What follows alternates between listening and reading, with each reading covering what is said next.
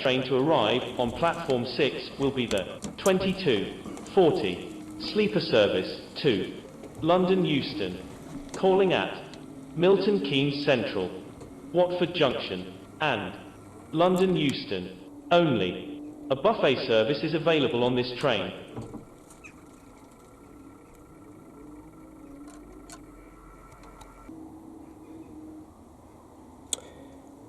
Hello everybody and welcome to Clydebridge Station, where today we're going to be looking at how to model Motorail.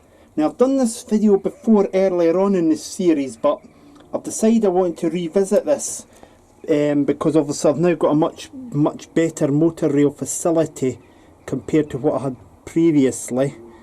This all came about after I redone the station platforms and the approach road here.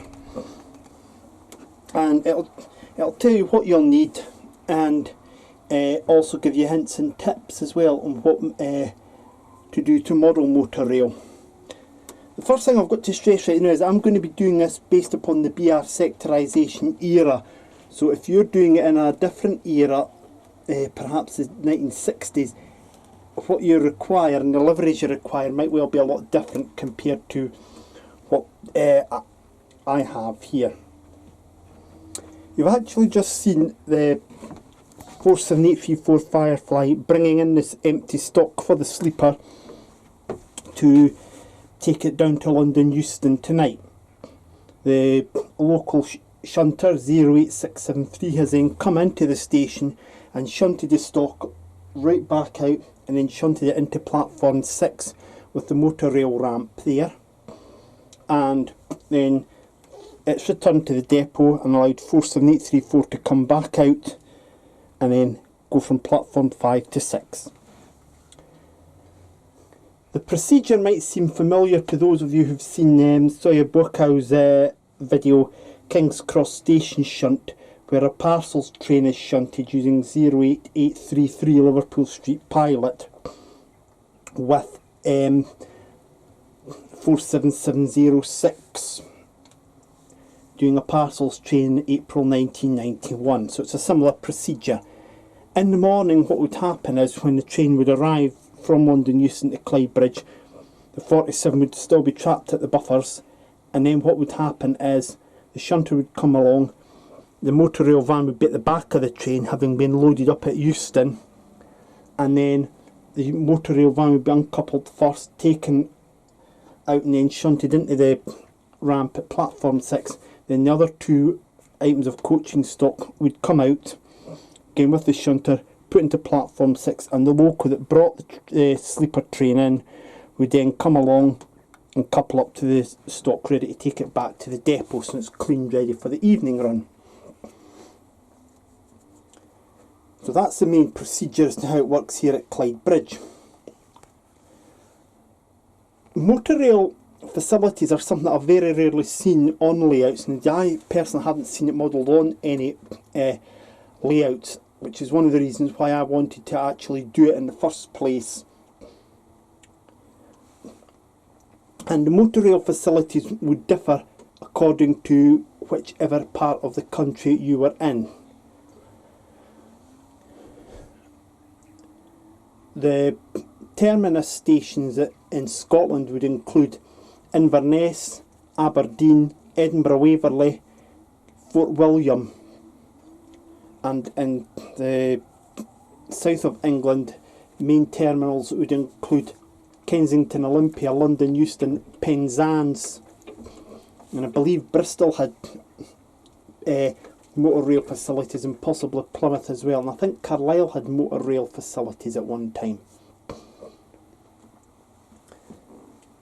But that's me just telling you what I've got and what I use. So what should you really need for modelling Motorail? Well, the first thing you'll definitely need is Motorail vans or wagons, and I'll show you some photos of them back up in the house in a few minutes. This is a Motorail GUV General Utility Van. With the decline in some newspaper traffic in the early to mid-80s, some of these were converted into Motorail vans for use by Intercity, and they were regarded as being much more secure than Motorail car flats. One of the reasons why I say that is that back in the mid to late 80s, there were some car trains that went through Woodgrange Park station in London, and these trains often had to slow down for signals, and at an embankment some youths were actually jumping onto the car trains, breaking into the cars, stealing the car radios, and then jumping back off the train before it got moving again. I should add, by the way, the police did make arrests as a result of that.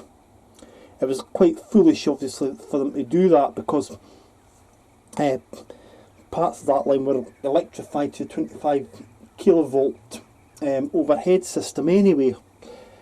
New car transporters were designed that were a lot more secure and locked in to prevent that sort of thing happening, and that was one of the reasons why these came about as well. The cars could be locked in, so it meant that if they were slowing down at signal checks, nobody could try and break into them. And not only that, overnight trains like this one would carry these, and obviously if it's a frosty night, you get to your destination in the morning, you just drive out there, you don't need to worry about the frost.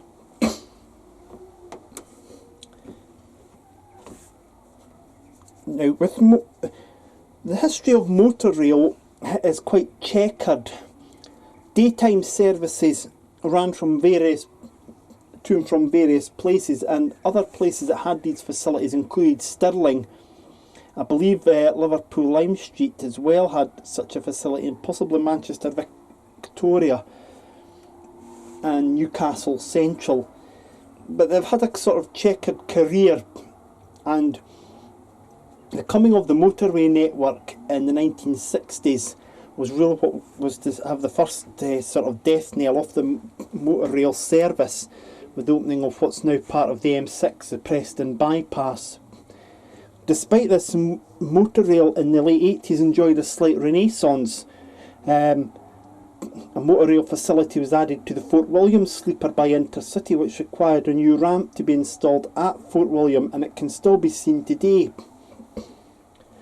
Motorail was never the responsibility of Network South East or regional railways. It was always Intercity who done Motorail, and that's why you only see Motorail vans in blue and grey or Intercity livery. Now, the daytime stock would have had Intercity Motorail on them, and these were usually Mark 1 vehicles, which were later transferred to the charter sector of Intercity. With Motorail vans on nighttime trains, these would actually be coupled up to a normal nighttime train, and no special facilities were required. The Motorail network was quite extensive. As I say, Penzance, Poole, Aberdeen, Inverness, but there were no Scottish internal ones. There were English internal ones, but no Scottish internal ones. One of the problems with Motorail, of course, was that the facilities could only be provided at certain stations. So this meant, for instance, if you were travelling to, let's pick a destination, St Austell, the layout of the station there meant that there were no Motorail facilities, so you would have to go to the next available station, which would be Penzance. Likewise, if you were living in Kirkcaldy, the nearest Motorail station would be Edinburgh. So it was one slight flaw of the plan. At the time of rail privatisation in the mid to late 1990s, Motorail effectively ceased as a product on a domestic scale, but it does carry on an international scale, with Le Shuttle between Folkestone and Calais using the Channel Tunnel. The difference with the Le Shuttle is it can also take lorries, coaches and vans, whereas Motorail really could only take cars. In the late 1990s to early 2000s, what's now GWR had a go at reviving the Motorail concept as a summer-only product between Paddington and Plymouth or Penzance. they only dabbled at this for a couple of years, but the product didn't really catch on. The vans were coupled to the Night Riviera overnight sleeper service. But in today's age of high fuel prices at the moment, hopefully if the railways get nationalised again, then it's a possible concept to be looked at once again, but it might well require brand new rolling stock to be built for it. But it would be an interesting concept to try and revive. The Northern Belle train actually does have the capacity to carry a Motorail van on it, and indeed I've seen a photo somewhere of a GUV in the Northern Belle livery at Inverness with somebody driving a car off the van onto the road at Inverness station.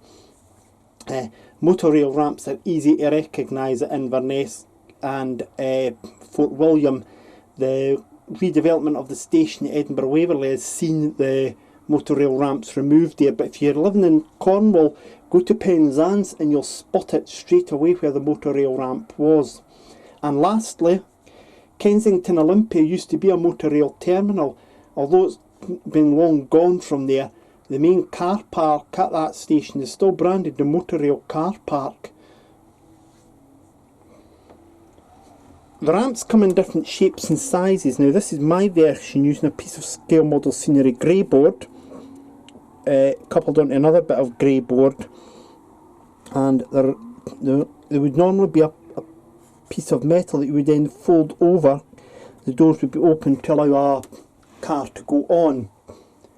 At some locations such as Fort William, there would be a special plate that would be put between the ramp and the Motorail van to load and unload the cars, a removable one. So Motorail ramps could be made by using your own design, or if you remember recently in the September update I built a gatehouse for the depot area. Well, that came with a little ramp, and if you adapted that ramp you could actually make that into a Motorail ramp if you so wished as well. So it's very easy to do.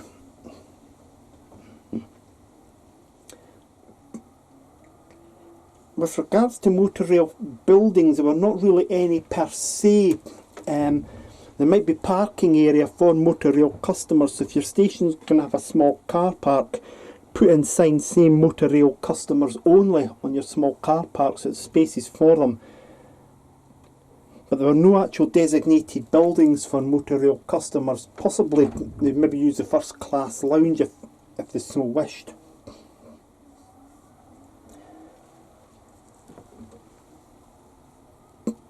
Motorail vans in this era would come either with blue and grey livery saying Intercity Motorail, or they would carry the Intercity livery, either the rail alphabet saying Intercity Motorail, which would be under here, or with Motorail on the chalkboards that you see there. By the way, these chalkboards would sometimes be used to write down the destination of the van, so if vans had to be shunted off somewhere, the shunting staff would know exactly where it is. And by the way, I'll put a link up in the top right hand corner to the first edition of a week-long series from the BBC called Rail Watch in 1989. It took a look over 1 week at the eastern region of British Rail, and if you actually go into that video a bit, you'll see the brief explanation of the Motorail facility as it was in 1989, and indeed Edinburgh was the main call centre for Motorail in Britain at that time. In terms of the locomotives that you would need to haul the Motorail stock, you'll definitely need a Class 47 or a Class 50 if you're in a diesel area, but if you're modelling in the West Highland line you'll need a Class 37 instead. And as I say, I'm basing this purely upon the era that I model in. In terms of rolling stock carriages, you'll need Mark 2s, Mark 1s, depending upon if it's going to be a daytime train or not. If it's a daytime train you'll need Mark 1s, and these will be branded Intercity Motorail. Mark 2s if it's an overnight train with either blue and grey or the executive livery.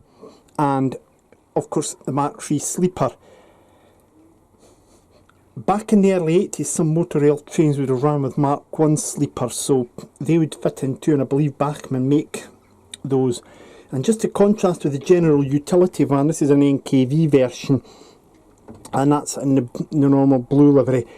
These would not actually be used on a Motorail train to carry cars, for the very simple reason the actual vehicles had to be adapted to carry the cars, so there was some modifications done inside. The Intercity sleeper stock, by the way, can be in the executive or swallow livery or blue and grey livery. If you're also modelling in the West Highland line, one thing I will point out to you as well is that there was usually just one Motorail van on those trains, but on the likes of an overnighter from Edinburgh to London, the Royal Highlander, you maybe have 2 or even 3 vans. A good reference guide to this could well be British Rail at Work, ScotRail, or perhaps looking at videos on the internet from that period of time to give you an idea of what you'll need. I must also make the point as well about the rolling stock that you'll need is that there are some vehicles that were covered vans like this, but they were actually 2-tier ones. Now, I haven't seen them modelled by anyone, and looking at locomotives and coaching stock 1988, there were only 2 left. So probably best not to try and model that sort of vehicle, just model this sort of covered vehicle. When it comes to other things that you'll need for doing your Motorail wagons and facilities, a terminal station, you'll definitely need one of these, or a main station if you're modelling it. You'll definitely need a diesel shunter. Can be in any livery, by the way. This just happens to be an Intercity livery, but it can be in any livery, so don't feel the need that you've got to have one in the sector colours of Intercity.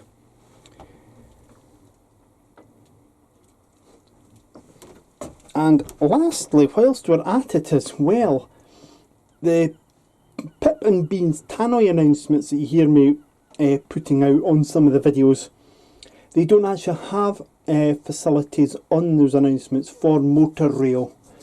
So if you are actually making your own tannoy announcements, you can actually adapt your announcements to include Motorail if you so wish. But don't under any circumstances have just a Motorail only train with no passenger seating facilities.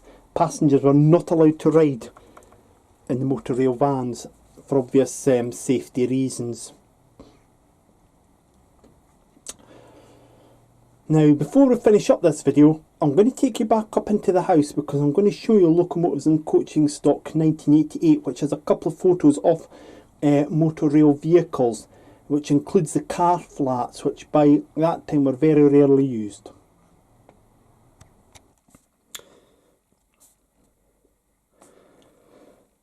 Here we go, this photo here at King's Cross in 1987 shows a Motorail train with a Class 31 ready to haul the stock out. It'll have been shunted into position by a Class 08 shunter, and it's carrying executive livery with just Motorail on it.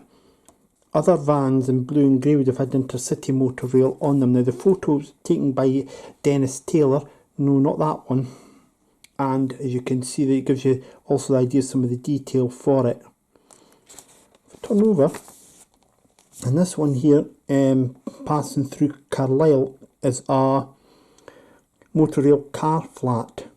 And it's quite a well loaded service, and that was the late John Augustin that took that photo in 1987 as well. I think there's just a couple of months between them all. Clearly that's a daytime service. Those would not have been used on a nighttime service, an overnight service. And it also gives you an idea of some of the vehicles that you'll want to model if you're doing this in the 80s. We've got there an Austin Princess, a Vauxhall Chevette. I had an aunt that had one of those.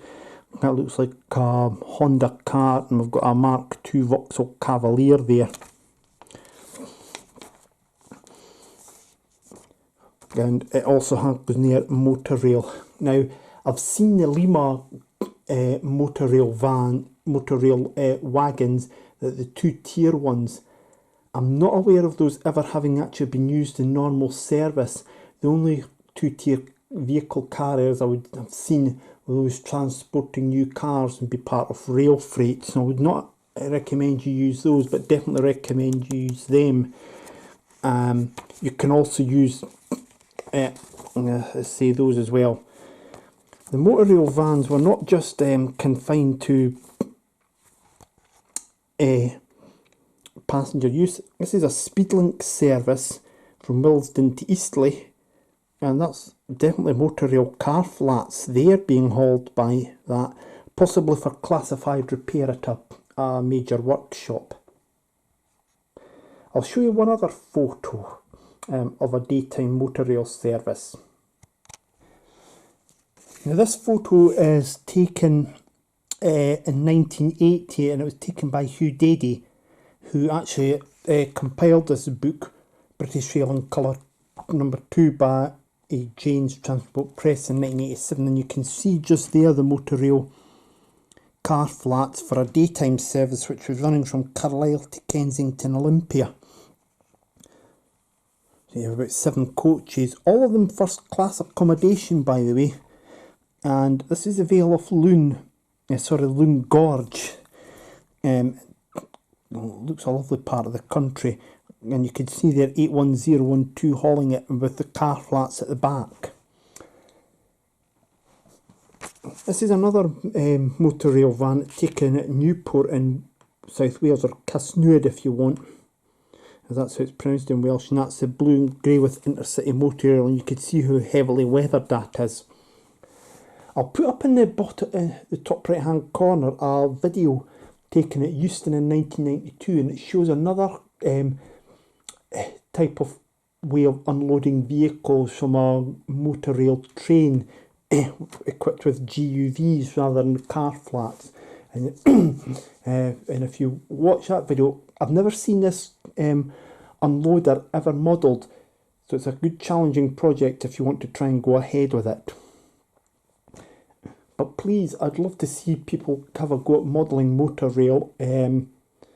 I've very rarely seen Motorail facilities modelled at a station, so why not give it a go and see what you can do? Remember, my layout's a terminal layout, but your layout doesn't have to be a terminal layout. It could just be a bay platform at either side, next to, say, the car park, with a Motorail ramp, and the train could push the coaching stock in and pull it back out. Or if it's a major station, there could be a shunter nearby, a station pilot. So please have a go at modelling Motorail, and let's see you put your efforts on Facebook and YouTube and Instagram. Everyone would love to see it.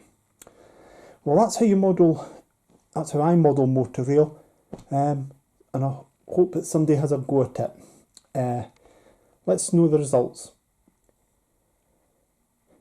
That completes this video on modelling Motorail. My next video, all being well, will be from the October update, when we'll be doing some work in the depot concrete area. So I look forward to your company then. In the meantime, please, whatever you're doing, do take care of yourselves, won't you, and enjoy your lives. We'll see you soon. Goodbye for now.